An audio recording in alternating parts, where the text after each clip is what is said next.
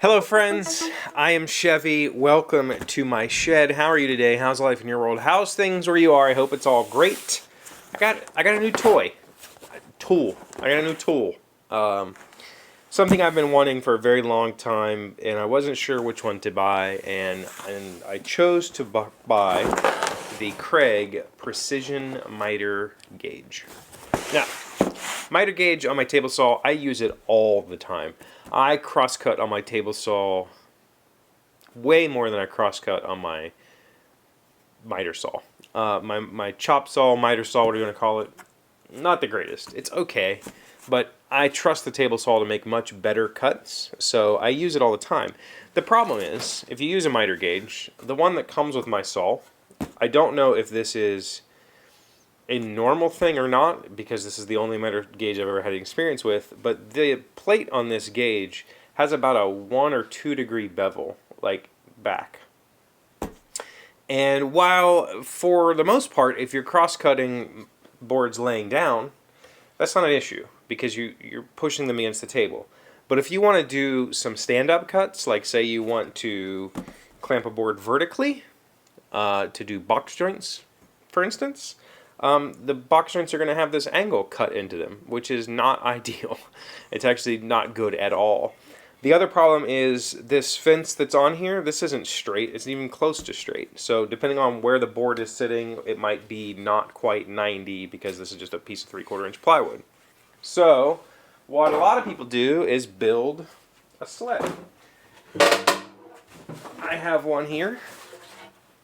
Made this one a long time ago. This is actually the second sled I've ever made, because both the first one and this one, this back fence has warped on me. The first one was made out of plywood, 2 pieces of plywood glued together.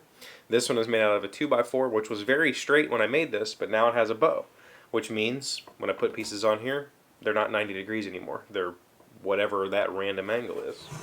So I decided to buy a precision miter gauge. There's basically 2 that are talked about. There are others, but this is the Kreg system. I bought this one after reading a whole lot of information about both systems. There's the Kreg version, and then there's the Incra, and they're very similar. The Incra is about, depending on when you buy it, the pricing, it could be $50 to $75 more than this. The Incra has more features than this, but I'm not necessarily looking for features. I'm looking for 90-degree cuts, both 90 degrees this way and this way. So this guy, out of the box, it feels awesome. It's solid aluminum.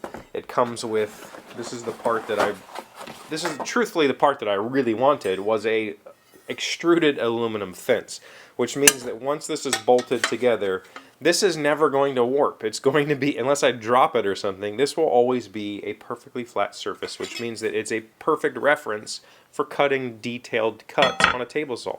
That's the real reason that I wanted this.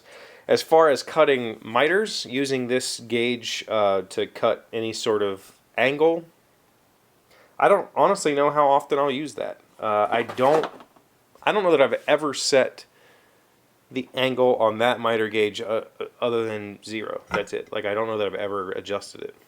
Maybe.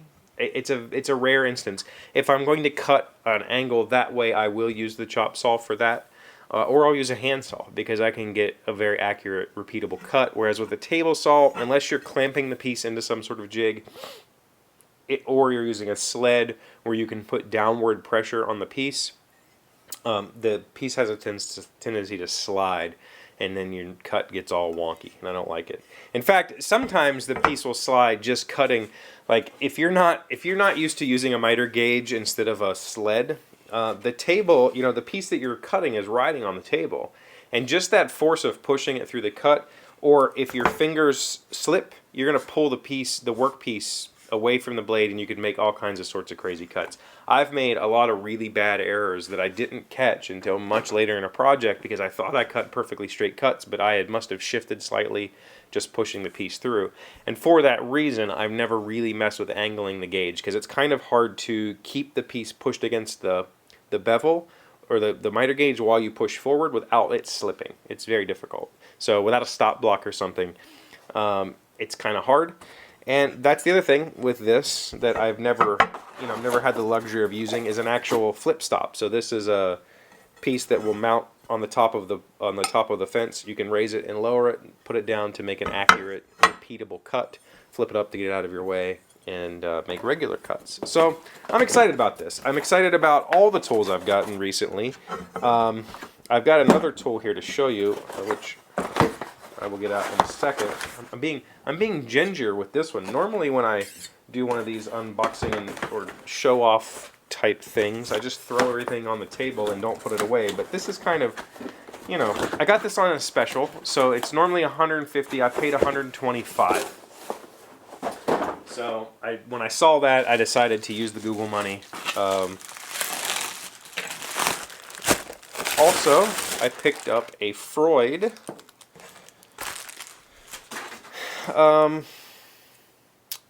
radius V-groove bit is what it's called. It's essentially a roundover bit that has a point, so it can cut a groove that has, you know, it'll look like a butt. And this will be used for making beadboard. I have a plan to make a jig for my router so that I can make my own beadboard in-house, and I'll plan on doing a video about that. That's one of the other reasons why I bought the little junky palm router, to try to make beadboard with it. Hopefully, once I find a radius bit that I like, this is the 1/8 inch. There's also a 3/32 and a 3/16. I'd like to try both.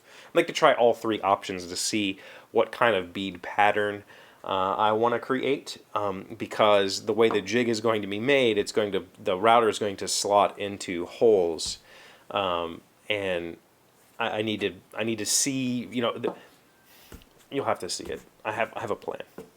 So, new toys. I think for the future, I had such a hard time doing the router unboxing and trying to show all the stuff because it's live. I hadn't seen it yet.